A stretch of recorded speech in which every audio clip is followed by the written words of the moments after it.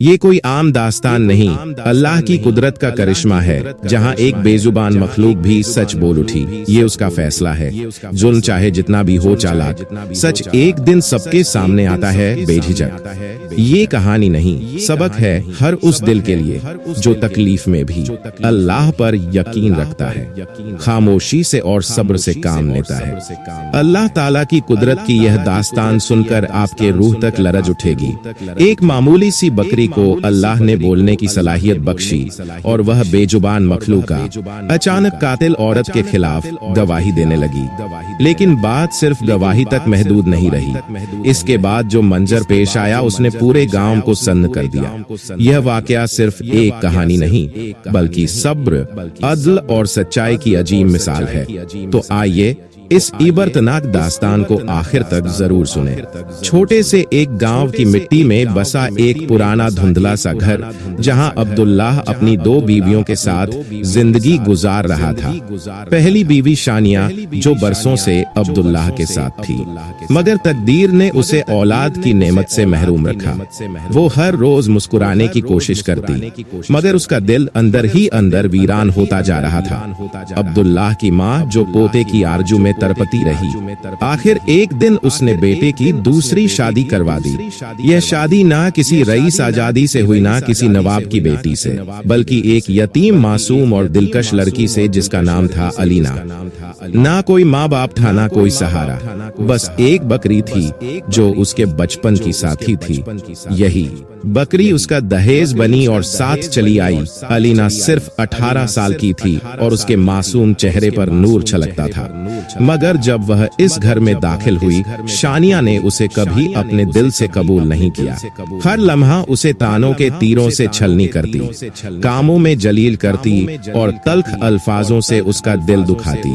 मगर अलीना सब कुछ चुपचाप बर्दाश्त करती। जब दिल टूटता, वो अपनी बकरी को गले लगाकर आंसू पोंछ लेती। कुछ महीनों बाद अल्लाह ने अलीना को उम्मीद की खुशखबरी अता की। अब्दुल्लाह की खुशी का ठिकाना ना रहा। गांव में मिठाइयां बांटी गई। अब्दुल्लाह ने शुक्राने के नफल नमाज पढ़े और अल्लाह का शुक्र अदा किया। मगर शानिया का दिल जलकर राख हो गया। उसकी रूह में हसद का झर फैल गया था। वो अलीना से और भी ज्यादा नफरत करने लगी। मगर अलीना अब भी सब्र का पायकर बनी रही। जब 9 महीने पूरे हुए, अल्लाह ने अब्दुल्लाह और अलीना को एक प्यारी सी बेटी से नवाजा, जिसका नाम रखा गया अनाया। घर रोशन हो गया। अब्दुल्लाह की मोहब्बत अनाया के लिए हद से बढ़ गई। यह देखकर शानिया का दिल अंदर ही अंदर सड़ता रहा। उसे अलीना की खुशी और बच्ची की मुस्कान से नफरत थी। एक रात जब अब्दुल्लाह किसी जरूरी काम से शहर रवाना हो गया, शानिया ने वह कुछ करने की ठान ली जिसे सुनकर इंसानियत शर्मसार हो जाए। गांव की नींद में डूबी रात में शानिया दबे पांव अलीना के कमरे में दाखिल हुई। अलीना नींद में थी और उसकी मासूम बेटी अनाया उसके पास सो रही थी। शानिया ने कांपते हाथों से चादर में लपेटा और घर से बाहर निकल आई। जंगल की तरफ वो तेजी से भागने लगी। अंधेरी रात, सुनसान रास्ता और दिल में भयानक इरादा। घने दरख्तों के नीचे पहुंचकर उसने मिट्टी खोदनी शुरू की। नफरत उसकी आंखों पर दाग डाल चुकी थी। फिर उसने वो किया जो कोई माँ सोच भी नहीं सकती। उसने अनाया को उस गड्ढे में डाला, मिट्टी बराबर की जैसे कभी वह बच्ची इस दुनिया में थी ही नहीं। शानिया अपने खौफनाक जुर्म से मुतमिन होकर दबे कदम वापस पलट आई। उसे जरा भी इल्म ना था कि अलीना की वही वफादार बकरी नूरी, जो उसके जहेज का हिस्सा थी, चुपके से उसके पीछे पीछे जंगल तक चली आई थी। उसकी मासूम आंखों ने वह मंजर देख लिया था जिसे इंसान भी देखने से कांप उठे। सुबह की पहली किरण के साथ अलीना की आंख खुली। उसका दिल अजीब बेचैनी से कांप उठा। उसने इधर उधर निगाहें दौड़ाई, मगर उसकी जान से प्यारी बेटी अनाया बिस्तर पर मौजूद ना थी। एक कर्बनाक चीख उसके हल्का से निकली, अनाया मेरी जान तू कहाँ है? अलीना की चीखें पूरे घर में गूंजने लगी। शानिया मगर मक्कारी का लिबास ओढ़े झूठे आंसू बहाने लगी। बड़ी माहिराना अदाओं से उसने अलीना के जख्मों पर फरेब का नमक छिड़का। इसी दौरान अब्दुल्लाह भी शहर से वापस लौट आया। गांव लोग टोलियों में जंगलों, खेतों और दरिया किनारे बच्चे की तलाश में निकल पड़े, मगर अनाया का कोई सुराग न मिला, ना मासूम चीखें, ना कोई निशान। कई रोज यूं ही गुजर गए। अलीना टूट चुकी थी। हर रोज अपनी बकरी नूरी के पास बैठकर आंसुओं में भीगी दास्तान कहती, नूरी देखो ना, हमारी गुड़िया चली गई, कोई जालिम उसे ले गया और मैं कुछ ना कर सकी। नूरी चुपचाप आंखें नम किए, जैसे इंसानों से बढ़कर उस दर्द को महसूस कर रही थी। अब्दुल्लाह अब भी अलीना से मोहब्बत करता था। वो हर रोज उसे तसल्ली देता, सब्र करो अलीना, हमारी अनाया जरूर वापस आएगी। मगर शानिया का दिल अब भी जलन की आग में जलता रहा। उसकी शैतान फितरत और भी जहर उगलने लगी। उसने कुछ बदजात लड़कों को पैसे देकर अलीना के खिलाफ बदनाम करने को कह दिया। गांव की गलियों में अब लोग काफूसी करने लगे। अलीना का किसी मर्द से ताल्लुक है, इसीलिए उसकी बच्ची गायब हुई। यह जहरीली बातें आखिरकार अब्दुल्लाह के कानों तक पहुंच गई। एक शक का साया उसके दिल पर छा गया। अब वो अलीना से हर बात पर झुंझुलाने लगा, नाराज रहने लगा। फिर एक दिन गांव की अफवाहें, बदगुमानियां और शैतानियत ने अपना असर दिखाया और अब्दुल्लाह ने अलीना को घर से निकाल दिया। अलीना आंसुओं से लथपथ टूटी हुई हालत में खुले मैदान की जानिब निकल पड़ी। उसके पीछे गांव की भीड़ जमा हो गई। किसी ने ताना मारा, किसी ने बद्दुआ दी और कोई उसकी तरफ मिट्टी उछालने लगा। अलीना की आंखें आसमान की तरफ उठी, लब कांप रहे थे, मगर जुबान खामोश थी और उसके साथ सिर्फ एक साया चल रहा था, उसकी बकरी नूरी। उसी लम्हे अचानक नूरी ने एक अजीब सी जोरदार आवाज निकाली, इतनी बुलंद, इतनी पुरसर कि पूरा गांव ठहर गया। और फिर नूरी बोल पड़ी, गवाह रहना है लोगों, अनाया को शानिया ने जिंदा दफन किया था। मैंने अपनी आंखों से देखा, अलीना बेगुनाह है, पाक दामन है, गुनहगार शानिया है। सन्नाटा छा गया। हर आंख हैरत, अफसोस और शर्मिंदगी से शानिया की तरफ उठी। उसका चेहरा सफेद पड़ चुका था। अब्दुल्लाह के सब्र का बांध टूट गया। उसने शानिया को एक जोरदार तमाचा मारा और दहाड़ा, सच बता मेरी बेटी कहाँ है। शानिया अब पछतावे की आग में जल रही थी। वो झाड़ू कतार रोने लगी। जंगल में उस पुराने दरख्त के नीचे मैंने उसे दफन किया था। अब्दुल्लाह, अलीना और गांव वाले पागलों की तरह उस जंगल की तरफ दौड़ पड़े, मगर वहां पहुंचकर जो देखा वो दिल दहलाने वाला था। मिट्टी का गड्ढा खुला हुआ था, लेकिन अंदर बच्ची नहीं थी। सारे लोग सकते में आ गए। अब्दुल्लाह और अलीना जमीन पर गिर पड़े। उनका रो रो कर बुरा हाल था। उन्हें यकीन हो गया कि शायद कोई जंगली जानवर उनकी अनाया को उठा ले गया। और फिर पूरे जंगल में सिर्फ एक आवाज गूंजती रही, अनाया, अनाया मेरी जान, कहाँ हो तुम। जवाब में सिर्फ जंगल की खामोशी थी, एक ऐसी खामोशी जो अलीना की रूह को चीरती जा रही थी। कई दिन इसी बेकरारी, तड़प और उदासी में गुजर गए। एक रोज एक अल्लाह वाले बुजुर्ग की आमद अब्दुल्लाह के गांव में हुई, जिनकी रूहानी मौजूदगी से फिजा महक उठी। अब्दुल्लाह, जिसने शानिया के गुनाहों की सजा उसे तलाक देकर दी थी, अब अपनी टूटी मगर पाक मोहब्बत अलीना के साथ रह रहा था। वो दोनों बुजुर्ग के कदमों में जा बैठे। अब्दुल्लाह की आवाज लरज रही थी, आंखें नर्म थी। बाबा जी, हमारी बच्ची अनाया गायब हो गई है। हम हर पल उसकी जुदाई में तड़पते हैं। हमारी जिंदगी अब बस सब्र, तन्हाई और बेबसी बन चुकी है। क्या हमारी बेटी कभी हमें मिलेगी? मेहरबानी करके दुआ फरमाएं। बुजुर्ग कुछ लम्हे खामोश रहे, आंखें बंद कर ली। उस दरख्त के नीचे बैठे थे जहां से सारी दास्ताने दर्द शुरू हुई थी। फिजा ठहरी हुई थी। अलीना की आंखों में आंसू और अब्दुल्लाह का दिल बेचैन धड़कनों से भर चुका था। कुछ देर बाद बुजुर्ग ने अपनी आंखें खोली। उनकी आवाज में कुदरत का सुकून और हक की गूंज थी। सुनो बेटा, तुम्हारी बेटी तुम्हें जरूर मिलेगी, मगर हर चीज का एक वक्त मुकर्रर होता है।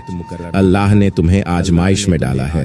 तुम्हारी बच्ची इसी जंगल में है, अल्लाह की अमान में, मगर वो तुम्हें अब से पूरे 10 साल बाद मिलेगी, जब वो 12 साल की हो चुकी होगी। अब्दुल्लाह और अलीना एक दूसरे की तरफ हैरानी और बेबसी से देखने लगे। बुजुर्ग ने अपनी बात जारी रखी, याद रखना, यही दरख्त, यही जगह, 10 बरस बाद अगर तुम्हें कोई 12 साल की लड़की इसी दरख्त के नीचे खेलती नजर आए तो जान लेना कि वह तुम्हारी अनाया है। उसे पहले लाख चाहो लाख तलाश करो, वो तुम्हें न मिलेगी। वो इसी जंगल में है, अल्लाह की हिफाजत में, मगर तुम्हारी आंखों से ओझल रहेगी। यह सुनकर अलीना फूट फूट कर रो पड़ी। दोनों ने सर झुकाकर अल्लाह के फैसले को कबूल कर लिया। उस दिन के बाद अलीना हर रोज नूरी अपनी वफादार बकरी के साथ उस दरख्त के नीचे जाती। कभी घंटों वहीं बैठकर अपनी बच्ची की यादों में खोई रहती, कभी खामोशी से दुआएं करती, कभी हवाओं में बाहें फैलाकर तस्वीर की अनाया को सीने से लगाने की कोशिश करती। अब्दुल्लाह भी अक्सर वहीं बैठता, आंसुओं से भीगी आंखों के साथ फलक की जानिब देखकर कहता, या अल्लाह हमारे सब्र का फल हमें अता कर। वक्त गुजरता रहा, एक एक दिन, महीने और साल बीतते गए। पूरा 10 साल का अरसा गुजर गया। अब अलीना के चेहरे पर गर्म दिन की मेहनत ने उसकी कमर को थोड़ा झुका दिया था, मगर दिल में अनाया की मोहब्बत उम्मीद की रोशनी की तरह जगमगा रही थी। एक रोज अलीना सुबह सवेरे उठी, नूरी को साथ लिया और उसी दरख्त के नीचे जाकर बैठ गई, जहां सालों की मोहब्बत और इंतजार के कदमों के निशान दर्ज थे। वक्त गुजरता रहा। अचानक अलीना की निगाहें चौंक उठी। एक 12 साल की हसीन बच्ची दौड़ती मुस्कुराती उसी दरख्त की जानिब चली आ रही थी। अलीना का दिल तेजी से धड़कने लगा, मगर जैसे ही उस बच्ची की नजर अलीना पर पड़ी वो ठिठक गई। उसकी आंखों में आंसू झिलमिलाने लगे। वो पलट कर वापस जाने लगी। तभी अलीना तड़प उठी, बेटी रुको, कौन हो तुम? इस जंगल में अकेली क्या कर रही हो? लड़की पलटी, मासूमियत से जवाब दिया, मैं यहाँ अपने बाबा के साथ रहती हूँ। थोड़ी दूर हमारी एक छोटी सी झोपड़ी है। अलीना का दिल जोर जोर से धड़कने लगा। उसे अल्लाह वाले बुजुर्ग की वह बात याद आ गई। अभी अलीना आगे बढ़कर उस बच्ची को अपनी बाहों में भर ही लेने वाली थी कि वह मासूम अचानक पलटी और जंगल की तरफ भागने लगी। उसकी रफ्तार ऐसी थी जैसे किसी अनदेखी ताकत ने उसे अपनी गिरफ्त में ले लिया हो। अलीना के लबों से बेख्तियार सदा निकली, अनाया मेरी जान, मेरी बात तो सुनो, रुको। मगर वो बच्ची ऐसे भागती रही जैसे किसी और ही आलम में हो। अलीना का दिल जोर जोर से धड़कने लगा। सामने सिर्फ अपनी बेटी का चेहरा था, वही मासूम आंखें, वही प्यारी मुस्कान। अचानक अलीना का पांव फिसला और वह धड़ाम से जमीन पर गिर पड़ी। उसका जिस्म मिट्टी में सम गया, मगर माँ के दिल में बेटी की जुदाई का दर्द इतना गहरा था कि वह दर्द को नजरअंदाज करके दोबारा उठी और कांपते कदमों से दौड़ पड़ी। जैसे ही वह जंगल की गहराइयों में दाखिल हुई, एक अजीब सी खामोशी उसका पीछा करने लगी। हर तरफ सन्नाटा, हर शाख पर चुप्पी टंगी थी। और फिर जब वह बच्ची कहीं नजर न आई तो अलीना वहीं दरख्त के नीचे बैठ गई और छाती पीट पीट कर रोने लगी। उसकी चीखों में ऐसा दर्द था जैसे रूह भी तड़प उठी हो। उसी सन्नाटे में बुजुर्ग की कहीं वो बात गूंजने लगी, वो बच्ची तुम्हारी ही बेटी होगी। जब 12 बरस की हो जाएगी तो इसी दरख्त के नीचे नजर आएगी। अलीना जब वापस लौटी तो अब्दुल्लाह दरख्त के पास बेसब्री से खड़ा था। उसकी आंखों में फिक्र के बादल मंडरा रहे थे। क्या हुआ अलीना, इतनी बेकरारी क्यों? उसने सवाल किया। अलीना ने अश्कों से भीगी आवाज में कहा, मैंने उसे देखा था। अब्दुल्ला हमारी अनाया वही थी, वो 12 साल की बच्ची जिसे बुजुर्ग ने कहा था। सब सच निकला। अब्दुल्लाह की आंखों में एक नूर जगमगाने लगा। तो फिर देर कैसी? उसने जोश से कहा, हमारी बेटी जिंदा है और अब हमें उसे वापस लाना है। अलीना, तुमने जैसे अब तक सब्र किया, अब हिम्मत भी रखनी है। कल सुबह हम फिर चलेंगे, उस झोपड़ी को तलाश करेंगे जिसका जिक्र उस बच्ची ने किया था। उधर वो बच्ची जो भागकर अपनी झोपड़ी में पहुंची थी, हाफ रही थी। उसका मासूम चेहरा डर से सफेद हो गया था। बाबा बाबा, एक बात बतानी है, उसने कांपती आवाज में पुकारा। झोपड़ी से एक बुजुर्ग बाहर निकले। उनकी आंखों में नरमी थी, मुस्कान में अपनापन। क्या हुआ मेरी बच्ची? बाबा, आज मैंने जंगल में एक औरत देखी, वो मुझे अपनी बेटी कह रही थी। मैं तो डर के मारे भाग आई। आपने ही तो कहा था अजनबी से बात नहीं करनी चाहिए। बुजुर्ग ने उसके सर पर प्यार से हाथ फेरा और नरमी नरमी से कहा, शाबाश मेरी बच्ची, तू बड़ी बहादुर है, मेरी नेक और समझदार बेटी। मगर अंदर ही अंदर उस बुजुर्ग का चेहरा तना हुआ था। दिल में एक तूफान मचल रहा था। क्या असल माँ बाप इसे तलाशते हुए यहाँ तक आ पहुँचे हैं? नहीं नहीं नहीं, मैं इसे वापस नहीं दूंगा। यह मेरी बेटी है, मैंने इसे बचाया था, पाला है, अब यह मेरी जान है। अगली सुबह सूरज की पहली किरण के साथ अब्दुल्लाह और अलीना फिर जंगल की तरफ रवाना हुए। हर कंठीली झाड़ी, हर नाला, हर पगडंडी छानी गई। अनाया, हर पगडंडी छानी गई। मेरी बच्ची देखो तुम्हारी अम्मी आई है, हर सदा सन्नाटे में गुम हो जाती। मगर दोनों की आंखों में मायूसी के बजाय एक उजली उम्मीद की रोशनी थी। मगर वो झोपड़ी जिसका जिक्र बच्ची ने किया था कहीं नजर न आई। सूरज फिर ढलने को था और दिन की तलाश फिर एक खामोश नाकामी की तरफ बढ़ रही थी। अलीना की आंखें फिर से छलक उठी, मगर इस बार उसमें टूटन नहीं इरादा था। नहीं, मैं हार नहीं मानूंगी। हमारी अनाया यही है और मैं उसे ढूंढ निकालूंगी। अगली सुबह उम्मीद का दामन थामे वो फिर निकले। जैसे ही वह थोड़ा आगे बढ़े, एक मंजर ने उन्हें ठहरने पर मजबूर कर दिया। सामने एक बुजुर्ग था, हाथ में सफर का थैला और दूसरे हाथ में एक मासूम बच्ची का हाथ। जैसे ही अलीना की निगाह उस पर पड़ी, उसके लबों से बेख्तियार निकला, अब्दुल्लाह यही है हमारी अनाया। दोनों अलीना और अब्दुल्लाह उसी बेकारी में दौड़ते हुए उस बुजुर्ग के पास पहुंचे। बाबा, हमें आपसे बहुत अहम बात करनी है। यह बच्ची हमारी है, हमारी खोई हुई बेटी। बुजुर्ग ने उन्हें सख्त निगाहों से देखा, मानो दिल के अंदर कोई तूफान मचल उठाओ। क्या कह रहे हो तुम लोग? यह मेरी बेटी है। तुम्हारी कहां से हो गई? उनका चेहरा बेचैनी और उलझन से बदल चुका था। अब्दुल्लाह ने एक कदम आगे बढ़कर कहा, आपको अल्लाह का वास्ता है, हमारी इल्तिजा सुनिए। फिर वह रंधी हुई आवाज में सारा कस्सा बयान करने लगा। 10 बरस पहले मेरी दूसरी बीवी ने हमारी बेटी को जिंदा दफन कर दिया था। जब हम जंगल लौटे तो देखा वहाँ कुछ नहीं था।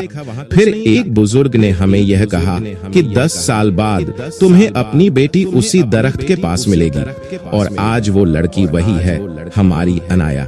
ये सुनकर वह बुजुर्ग कुछ पल के लिए खामोश हो गए। फिर उनकी आंखों में जैसे आसमानों की गहराई उतर आई। एक गमगीन मुस्कुराहट के साथ वह रो पड़े, नहीं नहीं, मैं अपनी बेटी नहीं दूंगा। यह मेरी बेटी है। अगर तुम वाकई इसके चाहने वाले होते तो इसे दफन होने नहीं देते। मैंने इसकी जान बचाई है, इसे पाला है, इसे मोहब्बत दी है, अब यह मेरी है। अब्दुल्लाह और अलीना जमीन पर झुककर रंजीदा दिल से बोले, बाबा, यह आपकी ही बेटी है। आप जब चाहे इससे मिलने आ सकते हैं, मगर हमसे हमारी औलाद को जुदा ना करें। हमने सालों की तन्हाई और जुदाई सही है। अल्लाह ने हमारी दुआ कबूल कर ली है। हमें हमारी अनाया लौटा दीजिए। कुछ लम्हात वो बुजुर्ग गहरी सोच में डूबे रहे, फिर आहिस्ता से आंसुओं की नरमी के साथ बोले, हाँ, यह तुम्हारी ही बेटी है, मगर मैंने इसे औलाद से बढ़कर चाहा है, अपने दिल से पाला है, अपने खून से सींचा है। अब्दुल्लाह और अलीना ने शुक्रगुजारी से लबरेज उनका शुक्रिया अदा किया और फिर अपनी अनाया को बाहों में भर लिया। वो लम्हा कोई साधारण पल न था, वो सब्र का इनाम था, वो दुआओं का जवाब, वो माँ बाप के टूटे हुए दिलों का जुड़ जाना था। उनके चेहरे खुशी, राहत और शुक्र के नूर से दमक उठे। पूरा गांव हैरान था। जो लोग कल तक अलीना को बदनाम और मुजरिम समझते थे, आज उसके सब्र, सच्चाई और मोहब्बत के सामने सर झुकाए खड़े थे। अल्लाह ने उनके सब्र का सिला अता फरमाया था। उन्हें उनकी अनाया वापस मिल गई थी। सब्र और यकीन इंसान के सबसे बड़े हथियार होते हैं। जुदाई हमेशा के लिए नहीं होती। जब दिल से दुआ निकलती है तो नामुमकिन भी मुमकिन हो जाता है। अल्लाह के करम से बिछड़े हुए भी मिल जाते हैं। तो मेरे प्यारे दोस्तों, अगर आपको यह कहानी अच्छी लगी है तो एक लाइक करके चैनल को सब्सक्राइब कर दें और अपने दोस्तों तक जरूर शेयर करें। अल्लाह हाफिज।